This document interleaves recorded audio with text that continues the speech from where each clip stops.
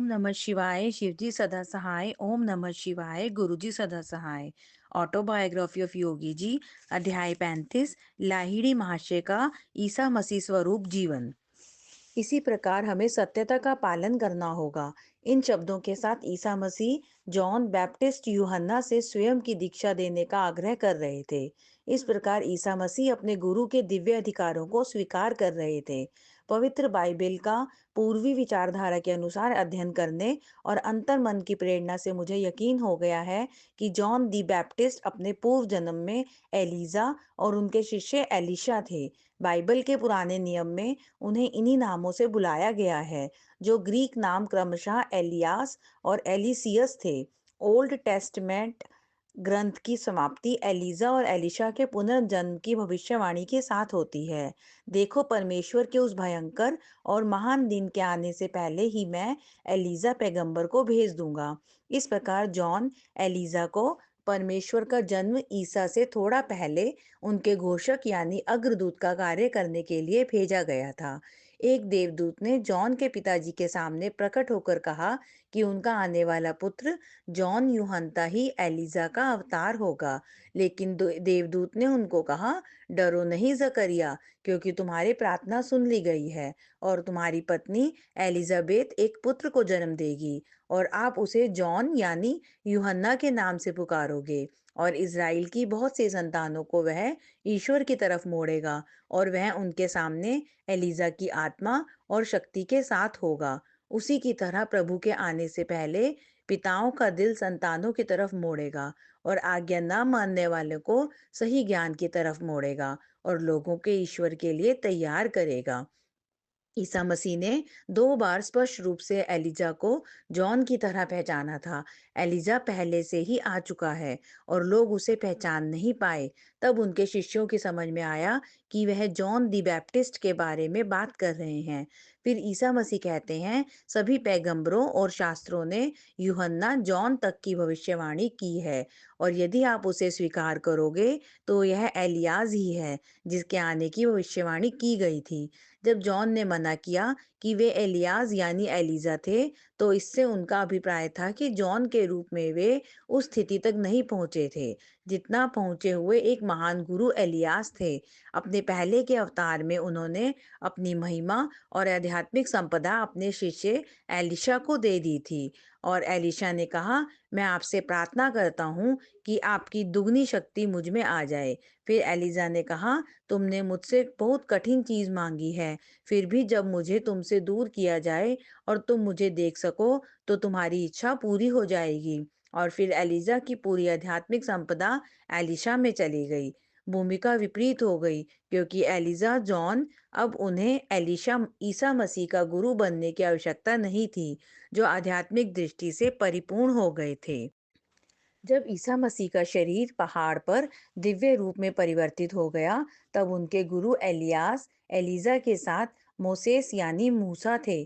फिर जब उनको सूली पर चढ़ाया जा रहा था, तब दर्द से उस दिव्य पुरुष का नाम ले रहे थे, एली एली लामा सबाच्छा थानी, मेरे ईश्वर आपने मुझे क्यों त्याग दिया। जब लोगों ने सुना तो कुछ वहां खड़े रह गए और उन्होंने कहा, यह व्यक्ति एलियास का नाम ले रहा था। देखते हैं एलियास उसे बचाने आता है कि नहीं। गुरु और शिष्य के बीच का अटूट बंधन जो जॉन और ईसा मसीह के बीच था, वैसा ही बंधन बाबा जी और लाहिड़ी महाशय के बीच था। जिस प्रकार बाबा जी लाहिड़ी महाशय के अमृत प्राप्त गुरु बहुत प्यार के साथ दो जीवन गुरु और शिष्य के जन्मों की दूरी को, उनके बीच के अथाह सागर की लहरों को पार कर पहले बाल अवस्था में फिर युवा अवस्था में उनके हर कदम पर दृष्टि रखते हुए मार्गदर्शन करते रहे और यह तब तक उनकी सहायता करते रहे जब तक वह उम्र के 33वें पड़ाव पर नहीं पहुंचे। फिर जब बाबा जी ने देखा कि अब समय आ गया है कि गुरु और शिष्य के बीच कभी ना टूटने वाला संबंध फिर से पुनर्स्थापित हो, फिर उनकी रानी खेत में संक्षिप्त मुलाकात के बाद स्वार्थ रहित गुरु ने अपने प्रिय शिष्य को अपने पास नहीं रखा, बल्कि लाहिड़ी मास्टर को अपने जगत में कार्य करने के लिए वापस भेज दिया। मेरे पुत्र, जब तुम्हें जरूरत होगी मैं आऊंगा। क्या कोई मृत प्रेमी इस तरह का अनंत वचन दे सकता है? बनारस के एक सुदूर कोने से एक महान आध्यात्मिक पुनरुत्थान की लहर बहने लगी, जिसके बारे में आम समाज को कुछ पता नहीं था। जिस प्रकार फूलों की खुशबू को छुपाया नहीं जा सकता, उसी प्रकार लाहिड़ी महाशय, जो कि शांतिपूर्वक एक आदर्श गृहस्थ का जीवन बिता रहे थे, वह अपने अंदर की महिमा को छुपा नहीं सके। भारत के हर कोने से भक्त मधुमक्खियों की तरह दिव्य रस की खोज में आत्मज्ञान युक्त स्वामी के पास आने लगे। एक अंग्रेज सुप्रिंटेंडेंट ने सबसे पहले अपने कर्मी में एक अजीब सा मगर श्रेष्ठ परिवर्तन आ रहा है उसे देखा, जिसे वह प्यार से आनंद पुकारते थे। सर, आप दुखी लगते हैं, क्या परेशानी है? लाहिड़ी महाशय ने एक सहानुभूतिपूर्ण जानकारी अपने नियोक्ता से पूछी। लंदन में मेरी पत्नी बहुत बीमार है, चिंता में घुला जा रहा हूँ। मैं आपके लिए उनकी कुछ खबर लाता हूँ।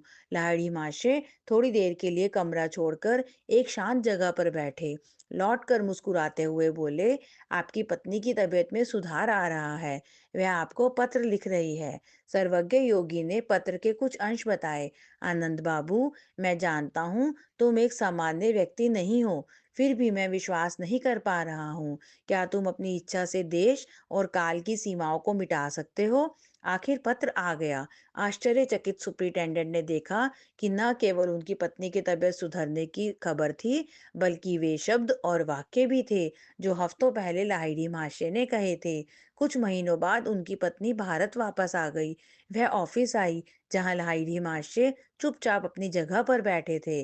सर, उन्होंने कहा, यह तेजस्वी प्रकाश में आपका शरीर था। उसी क्षण मैं पूर्ण रूप से ठीक हो गई थी। तभी मैं भारत के लिए इतनी लंबी यात्रा कर सकी। दिन पर दिन एक या दो भक्त करुणामय गुरु के पास क्रिया योग की दीक्षा के लिए आते। अपने आध्यात्मिक कर्तव्य और अपने व्यवसाय और परिवार की जिम्मेदारियों को निभाते हुए वे शिक्षा के क्षेत्र में भी अति उत्साह से रुचि लेते थे। उन्होंने कई छोटे छोटे समूह में शिक्षा समूह बनाए और बंगारस के बंगाली तोला मोहल्ले के स्कूल को विकसित करने में सक्रिय हिस्सा लिया। वह नियमित रूप से ग्रंथों और शास्त्र पर विवेचना करते, जो गीता सभा के नाम से प्रसिद्ध हुई, और उसमें कई सत्य के जिज्ञासु आते थे। इस तरह की कई गतिविधियों द्वारा लाहिड़ी महाशय सामान्य चुनौती का उत्तर देने का प्रयास कर रहे थे। अपने व्यावसायिक और सामाजिक कर्तव्यों का निर्वाह करते करते भक्ति ध्यान के लिए समय ही कहाँ बचता है। अपने जीवन की सभी गतिविधियों में एक सामंजस्य बनाते हुए गृहस्थ गुरु का जीवन हजारों प्रश्न करते हृदयों के लिए एक प्रेरणा बन गया।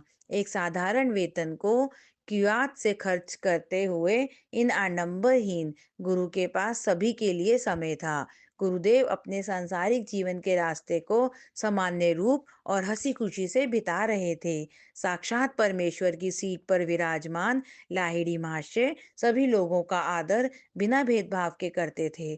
जब उनके भक्त उन्हें प्रणाम करते, तो वे भी उनका उत्तर नमस्कार में देते। एक बच्चे जैसी विनम्रता। गुरुजी अक्सर दूसरों के पैर छू लिया करते, लेकिन स्वयं को ऐसा आदर देने के लिए मना करते। यद्यपि प्राचीन पूर्वी प्रथा में पांव छूने की परंपरा है, लाहिड़ी महाशय की विशेषता थी कि वे किसी भी धर्म या जाति के मनुष्य को क्रिया योग उपहार में दे देते थे।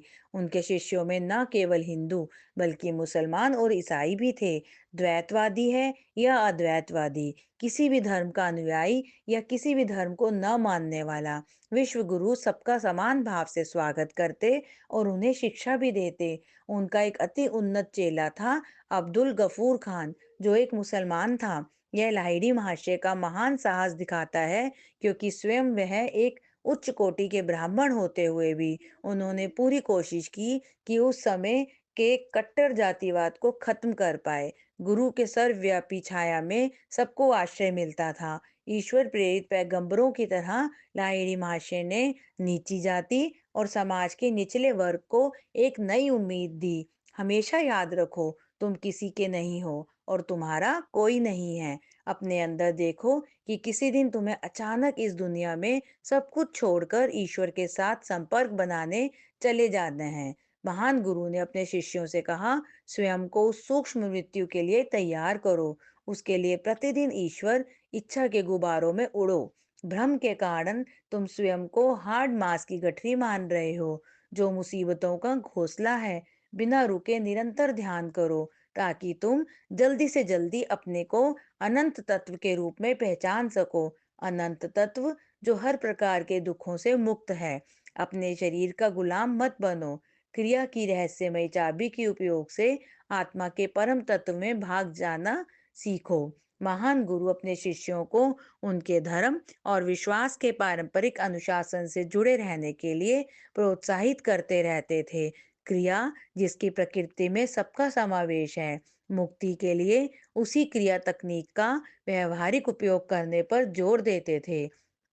लाहिड़ी महाशय अपने शिष्यों को अपने अपने वातावरण और पालन पोषण के अनुसार अपना जीवन जीने की आजादी देते थे। एक मुसलमान को अपनी नमाज 5 बार प्रतिदिन पढ़नी चाहिए। गुरुदेव ने बताया, हिंदुओं को 4 बार ध्यान में बैठना चाहिए। ईसाई को 4 बार घुटने टेक कर ईश्वर की प्रार्थना और फिर बाइबल पढ़नी चाहिए। लाहिड़ी महाशय बहुत विवेकपूर्ण ढंग से अपने अनुयायियों को भक्ति क्रम, ज्ञान अथवा राज यानी पूर्ण या शाही के मार्ग पर अपने अपने स्वाभाविक प्रवृत्तियों के अनुरूप चलाते थे। गुरुदेव अपने शिष्यों को जो सन्यासी बनने के इच्छुक होते थे, उन्हें आसानी से उसकी अनुमति नहीं देते थे। वे उन्हें सन्यासी जीवन की तपस्या पर भली भांति विचार करने के लिए कहते थे। महान गुरु ने अपने शिष्यों को शास्त्रों में लिखी बातों के किताबी ज्ञान पर ज्यादा ध्यान न देने के लिए कहते थे। उनके अनुसार केवल वही बुद्धिमान है जो प्राचीन ग्रंथों का केवल अध्ययन ही नहीं करते, बल्कि उसका अनुभव करने का प्रयास करते हैं। अपनी सब समस्याओं का हल ध्यान द्वारा करो। अपने बेकार के धार्मिक धारणाओं के बदले वास्तविक ईश्वर के साथ संपर्क बनाओ। अपने मन को कट्टरपंथी धर्मशास्त्रों, वेदांत वाले कचरे से मुक्त करो। अपने अंदर प्रत्यक्ष अनुभूति की स्वास्थ्यवर्धक मीठे जल को आने दो। अपना तारतम्य सक्रिय आंतरिक मार्गदर्शन के साथ जोड़ो। दिव्य आवाज के पास जीवन की प्रत्येक समस्या का उत्तर है। यद्यपि मनुष्य का स्वभाव है अंतहीन समस्याओं से स्वयं को फंसाए रखना, परंतु उस अनंत दयापूर्ण ईश्वर के पास सभी प्रकार के हल हैं। उसके पास भी सभी युक्तियां हैं। गुरुदेव की सर्वव्यापकता की झलक एक दिन शिष्यों को सामने मिली, जो उनके भगवत गीता के प्रवचनों को सुन रहे थे। जब वह सभी स्पंदनशील जीवों में कुटस्थ चैतन्य या ईसा मसीह की चेतना क्या होती है, इसका अर्थ समझ जा रहे थे, अचानक लाहिड़ी महाशय हांफने लगे और चिल्लाकर कहा, मैं जापान के तट से दूर कई आत्माओं के शरीर के अंदर डूब रहा हूँ। अगले दिन शिष्यों ने समाचार पत्र की एक खबर को पढ़ा, जिसमें जहाज में जा रहे यात्रियों की मृत्यु की खबर थी। यह घटना जापान के तट के पास हुई थी। उनके दूर स्थान के शिष्यों को अक्सर उनकी उपस्थिति का अनुभव होता है। मैं उनके साथ होता हूँ जो क्रिया अभ्यास करते हैं। यह उन्होंने उन शिष्यों के लिए कहा जो उनके समीप नहीं थे। मैं तुम्हारी विस्तारित विस्तारित अनुभूतियों के माध्यम से तुम्हें ब्रह्मांडीय घर में जाने के लिए तुम्हारा मार्गदर्शन करूंगा। एक साधक ने सत्यानंद स्वामी को बताया था कि एक व्यक्ति जो बनारस नहीं जा पा रहा था, उसे उन्होंने स्पष्ट क्रिया योग स्वप्न के माध्यम से दी थी। लाहिड़ी महाशय ने अपने शिष्य की प्रार्थना के जवाब में उसके स्वप्न में आकर उसे दीक्षा दी। यदि कोई शिष्य अपने सांसारिक कर्तव्यों से थोड़ा सा भी विमुख होता, तो उसे वे प्यार से समझाते और उसे अनुशासित करते। लाहिड़ी महाशय अत्यंत सौम्य और शक्तिदायक शब्दों में बोलते थे। चाहे कभी कभी वे मजबूर हो जाते थे अपने शिष्यों की गलती को सबके सामने खुलकर कहने के लिए, तब भी उनके स्वर में कोमलता होती थी। एक बार युक्तेश्वर जी ने मुझे बताया था, फिर विचार मग्न होते हुए कहा, गुरुदेव की फटकार से बचने के लिए कोई भी शिष्य भागा नहीं।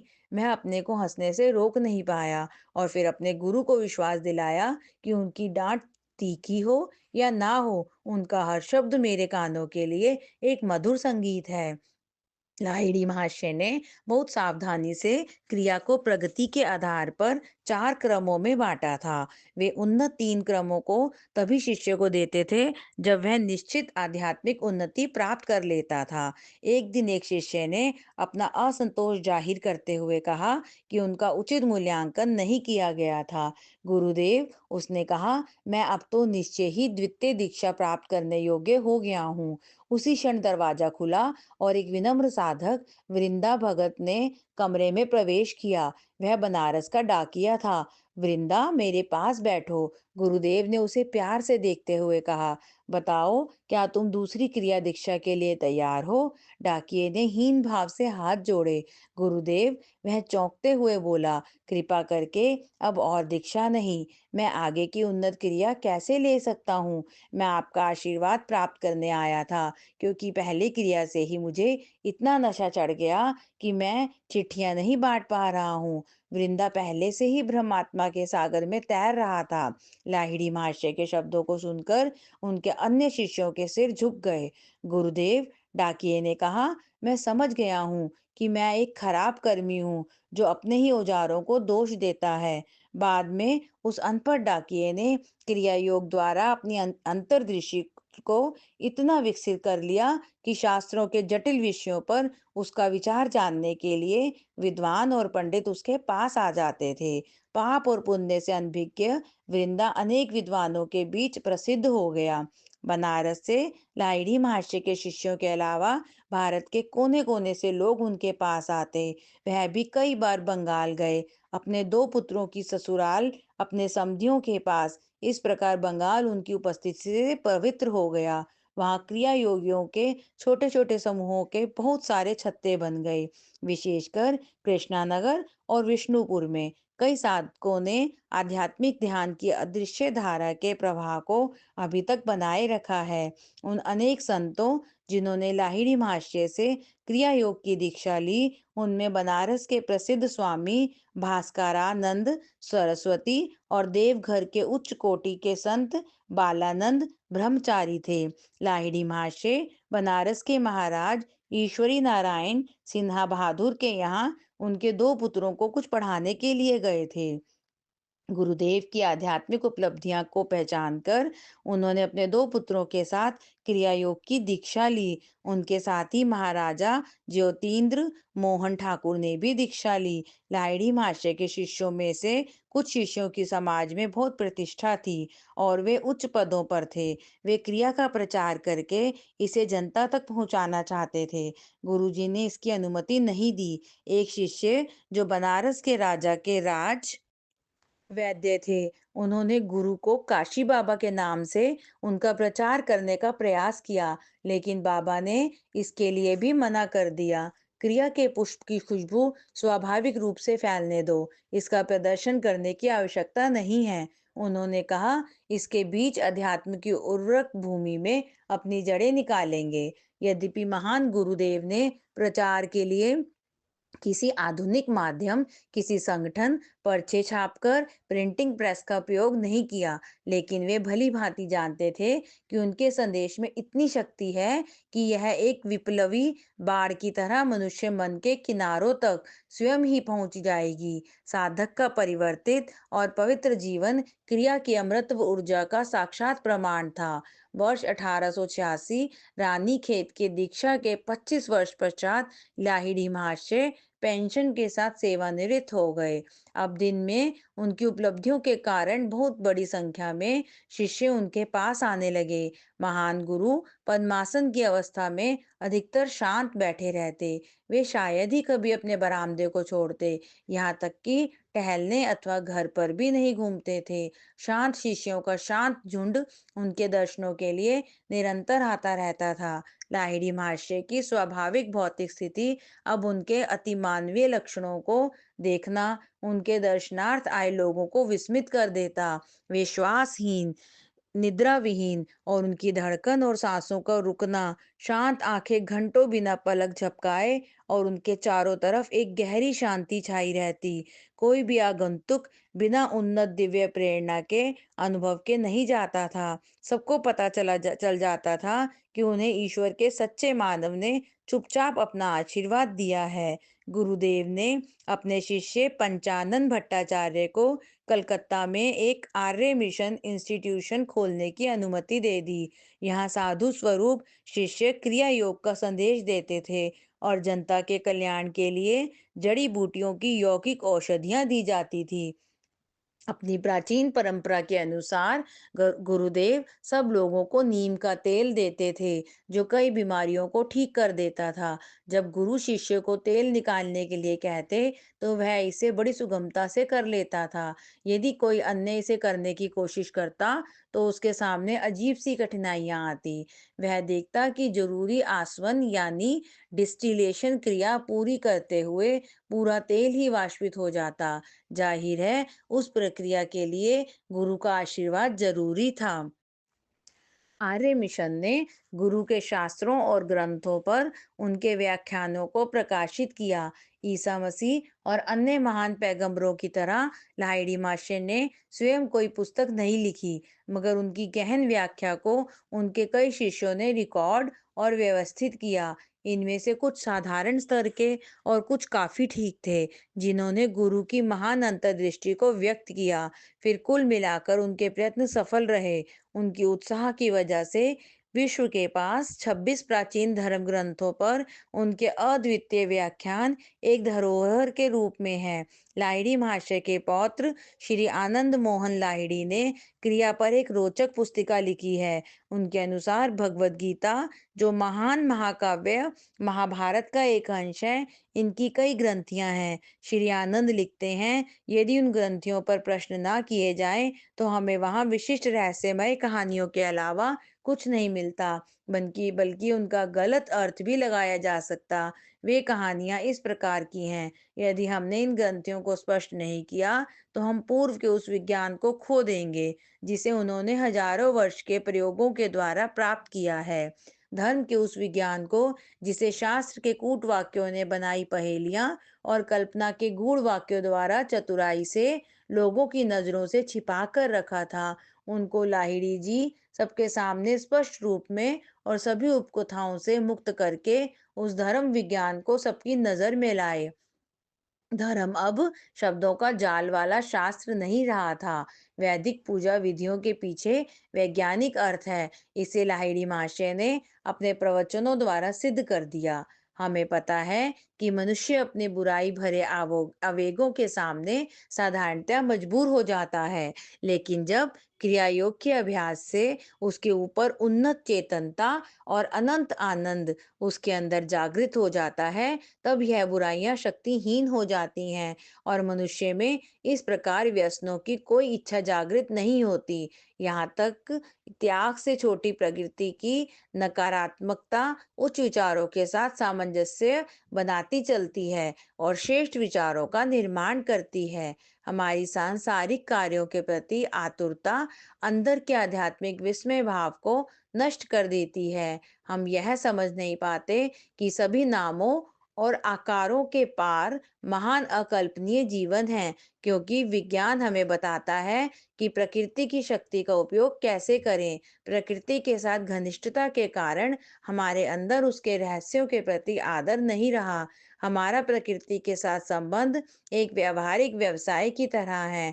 हम उसके साथ छेड़खानी करते हैं, या दूसरे शब्दों में अपने मतलब को पूरा करने के लिए उसका कैसे उपयोग करें। हम उसकी ऊर्जाओं का उपयोग करते हैं, जिसके स्रोत का हमें पता नहीं है। विज्ञान में प्रकृति के साथ हमारा उसी प्रकार का संबंध है, जैसे एक मास्टर और उसके नौकर के साथ होता है। दार्शनिक शब्दों में प्रकृति एक साक्षी की तरह कटघरे में खड़ी है। हम उससे प्रश्न दर प्रश्न करते हैं, उसे चुनौती देते हैं और उसके साक्ष्य को बारीकी से मनुष्य के मन में तराजू में तोलते हैं, जो उसके गुप्त गुण को नहीं माप सकता। दूसरी तरफ जब आत्मा का संपर्क उन्नत शक्ति के साथ होता है, तब प्रकृति बिना किसी दबाव या बाधा के स्वयं ही मनुष्य के आदेशों की आज्ञा मानने लगती है।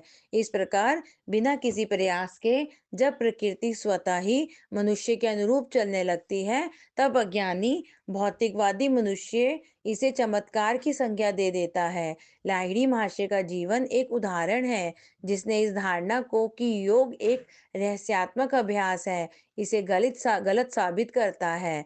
हर व्यक्ति क्रिया द्वारा एक मार्ग पा सकता है, जिससे वह प्रकृति के साथ मनुष्य का रिश्ता यानी संबंध भली भांति समझ सके और सभी अनुभूतियों के लिए, चाहे वह रहस्यात्मक या रोज होने वाली हो या इसके भौतिक विज्ञान की सत्यता के साथ हो, यह सभी के लिए निष्ठा पैदा करती है। हमें यह समझना चाहिए कि हजारों वर्षों पूर्व जो रहस्यमयी था, वह अब वैसा नहीं है, और जो आज रहस्यात्मक लगता है, वह 100 साल बाद नियमानुसार बौद्धिक हो सकता है। सभी तथ्यों के पीछे अनंत परमेश्वर शक्ति का सागर है। क्रिया योग का नियम अटल है। यह गणित की तरह सच है, जिसमें जोड़ और घटाने के सरल नियम हैं। क्रिया का नियम कभी भी नष्ट नहीं किया जा सकता है। यदि गणित की सभी पुस्तकों को जलाकर राख कर दिया जाए, तब भी तर्क बुद्धि से युक्त मस्तिष्क हमेशा इस तरह के सत्यों को फिर से खोज लेगा। योग पर लिखी सब पुस्तकों को नष्ट करने पर भी इसके आधारभूत नियम वापस आ जाएंगे। जब एक सच्चा योगी आएगा, जिसके अंतर्मन में शुद्ध भक्ति और उसके फलस्वरूप शुद्ध ज्ञान होगा, जिस प्रकार बाबा जी सबसे बड़े अवतार हैं, एक महाअवतार श्री युक्तेश्वर जी एक ज्ञान अवतार या ज्ञान के अवतार हैं। इसलिए लाहिड़ी महाशय को योग अवतार या योग के अवतार कहा जा सकता है। गुणवत्ता और परिणाम दोनों के मापदंडों के आधार पर इन्होंने समाज का आध्यात्मिक स्तर उन्नत किया। उनके पास अपने अंतरंग शिष्यों को ईसा मसीह के समान उच्च अवस्था तक पहुंचाने की शक्ति थी, और उन्होंने आम जनता के बीच सत्य के ज्ञान को पहुंचाया। इस दृष्टि से लाहिड़ी महाशय की गिनती मानव जाति के उद्धारकों में होती है। एक पैगंबर अथवा गुरु योगी के रूप में उनकी सबसे बड़ी विशेषता थी कि उनका ज्यादा जोर निश्चित प्रणाली क्रिया की व्यवहारिकता पर था, जिसने सभी मनुष्यों के लिए योग के द्वार खोल दिए। अपने जीवन के चमत्कार के अलावा योगावतार ने योग की प्राचीन जटिलताओं को कम करके उसे सबके समझ आने योग्य बनाया, और सरल रूप देते हुए योगावतार ने सबसे बड़ा चमत्कार किया। चमत्कार के विषय में अक्सर लाहिड़ी महाशय कहते थे, उन सूक्ष्म नियमों जो अभी तक मनुष्य के लिए अनजान हैं, उन्हें सार्वजनिक रूप से बिना विचार विमर्श के बारे में ना तो बात करनी चाहिए, ना ही उन्हें प्रकाशित करना चाहिए। यदि इन पृष्ठों में मैं इस नियम का उनकी चेतावनी के बावजूद उल्लंघन करता दिख रहा हूँ, तो इसका कारण है कि उन्होंने मुझे इसका आंतरिक आश्वासन दिया है। मैंने बाबा जी, लाहिड़ी महाशय और श्री युक्तेश्वर जी के जीवन के विषय में लिखते हुए कई सच्ची चमत्कारिक कहानियां लिखना उचित नहीं समझा। उसके लिए मुझे उन तथ्यों की गूढ़ता पर स्पष्टीकरण देते हुए अलग से पुस्तक लिखनी पड़ती। नए मनुष्यों के लिए नई उम्मीद, दिव्य मिलन, आत्म साक्षात्कार योगावतार जी ने घोषणा की थी, तभी संभव है जब इसके लिए मनुष्य स्वयं प्रयास करे, और वह किसी धार्मिक विश्वास या किसी ब्रह्मांडीय तानाशाह की मनमानी इच्छा पर निर्भर नहीं है। ऐसे व्यक्ति जिन्हें कभी भी मनुष्य की दिव्यता पर विश्वास नहीं है, वे क्रिया की चाबी का उपयोग करके अंत में स्वयं के अंदर पूर्ण दिव्यता का को देख पाएंगे। जय गुरु जी। शुक्राना गुरु जी।